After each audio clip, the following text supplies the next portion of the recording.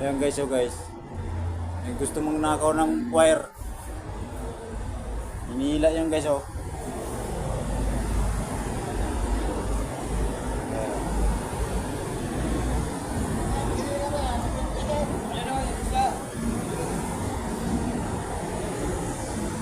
May wire yan dito, nakakonek yan dito.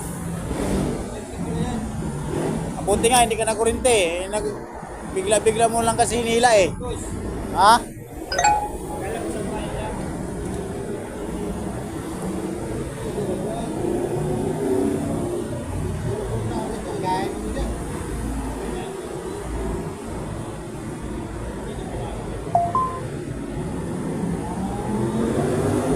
Buwan kasi yan eh.